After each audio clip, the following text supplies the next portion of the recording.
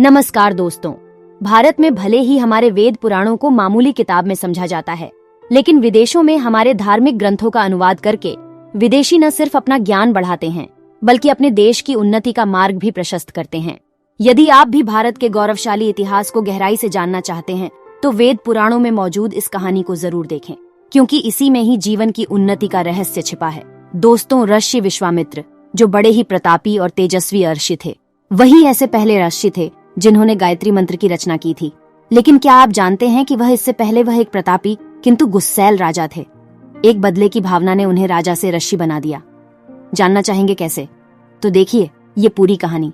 लेकिन उससे पहले अगर आपने अब तक हमारे चैनल को सब्सक्राइब नहीं किया है तो जरूर कर दें।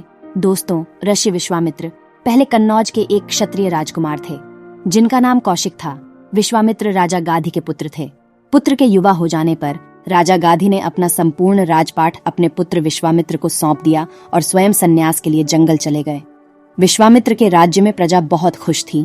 दिन खुशहाली से बीत रहे थे। एक दिन विश्वामित्र अपनी रानी के साथ बैठकर पासा खेल रहे थे। खेल में वो रानी से हार गए। अपने पति को हराकर रानी जीत की खुशी में ठहाके मारकर हंसने लगी। इस पर विश्वामित्र क्रोधित होकर वहां से बाहर आ गए। फिर वो जैसे ही अपने महल के बाहर आए, बाहर खड़ी प्रजा उनकी जय जयकार करने लगी। तब क्रोधित विश्वामित्र ने प्रजा से पूछा, ऐसा मैंने कौन सा काम कर दिया जो आप सब मेरी जय जयकार कर रहे हैं? इस प्रश्न का प्रजा के पास कोई उत्तर नहीं था, परंतु विश्वामित्र समझ चुके थे कि उन्हें अपनी जय जयकार कराने का अधिकार तभी है जब वह अपनी प्रजा को खुश रख सके और अपने राज्य में वृद्धि कर सकें। ऐसा सोचकर उन्होंने पड़ोसी राज्यों पर आक्रमण शुरू कर दिए और पड़ोसी राज्यों को जीतना प्रारंभ कर दिया। 12 वर्षों के भीतर ही विश्वामित्र ने अपने सभी आसपास के राज्यों को जीत लिया।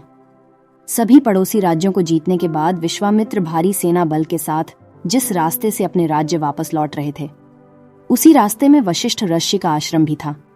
आश्रम के नजदीकी ही राजा और उसकी सेना ने रात गुजारने के लिए पड़ाव डाल लिया। जैसे ही ऋषि वशिष्ठ के शिष्यों को सूचना मिली कि राजा विश्वामित्र यहीं कहीं ठहरे हुए हैं, तो उन्होंने इसकी सूचना वशिष्ठ जी को दी। तब ऋषि वशिष्ठ ने तुरंत अपने शिष्यों को आदेश दिया कि विश्वामित्र और उनकी संपूर्ण सेना को आदर सम्मान के साथ आश्रम ले आए। तब शिष्यों ने ऐसा ही किया, परंतु राजा विश्वामित्र ने उनके आग्रह को अस्वीकार करते हुए कहा, मेरे साथ एक बहुत विशाल सेना है, इसलिए मैं ऋषि का निमंत्रण कैसे स्वीकार कर सकता हूँ? मैं उन्हें कोई कष्ट नहीं देना चाहता। परंतु शिष्यों के काफी आग्रह के बाद आखिरकार राजा विश्वामित्र अपनी विशाल सेना के साथ ऋषि वशिष्ठ के आश्रम जा पहुंचे। वशिष्ठ जी ने राजा विश्वामित्र समेत उनकी पूरी सेना का खूब स्वागत सत्कार किया। उनकी विशाल सेना को न केवल भरपेट भोजन कराया, बल्कि उनकी हर सुख सुविधा का पूरा ध्यान भी रखा गया।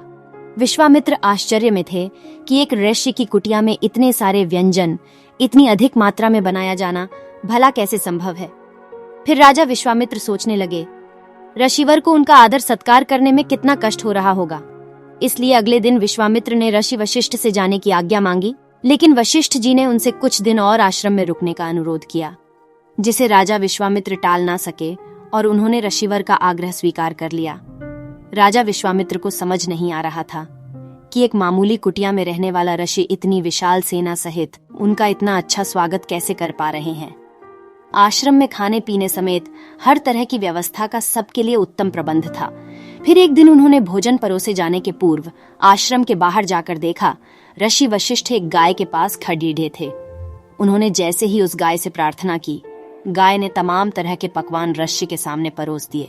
फिर शिष्य उन पकवानों को ले जाकर राजा के सैनिकों को परोसने लगे। यह देखकर विश्वामित्र ऋषि वशिष्ठ के पास जाकर बोले, ऋषिवर, यह क्या चमत्कार है? यह गौ माता कौन है? तब ऋषि वशिष्ठ ने मुस्कुराते हुए बताया, राजन, इस गौ का नाम नंदिनी है।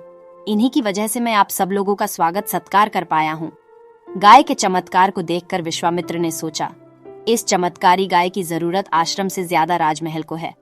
ऐसा सोचकर उन्होंने ऋषि वशिष्ठ से नंदिनी को मांग लिया, परंतु वशिष्ठ ने विनम्रता से मना करते हुए कहा, राजन, यह केवल एक गाय नहीं है, बल्कि यह मेरा अभिन्न अंग है और मैं इसे किसी को भी नहीं दे सकता। वशिष्ठ जी की बात सुनकर विश्वामित्र बहुत क्रोधित हुए और उन्होंने सैनिकों को आदेश दिया कि जबरन इस चमत्कारी गाय को यहाँ से राजमहल ले चलो। सैनिकों ने अपने राजा की आज्ञा का पालन किया और गाय को जबरन अपने साथ ले जाने लगे। तभी नंदिनी गाय ने क्रोधित होकर सैनिकों से अपना बंधन छुड़ा लिया और दौड़कर वशिष्ठ जी के पास आकर विलाप करने लगी। तब ऋषि ने नंदिनी से कहा, ये राजा मेरा अतिथि है, इसलिए मैं इसका सर्वनाश नहीं कर सकता।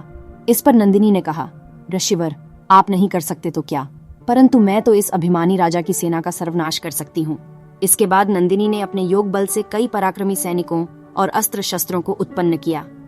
उन पराक्रमी सैनिकों ने राजा की संपूर्ण सेना को तहस नहस कर दिया। साथ ही राजा विश्वामित्र के 100 में से एक पुत्र को छोड़कर बाकी के 99 पुत्रों को मार डाला।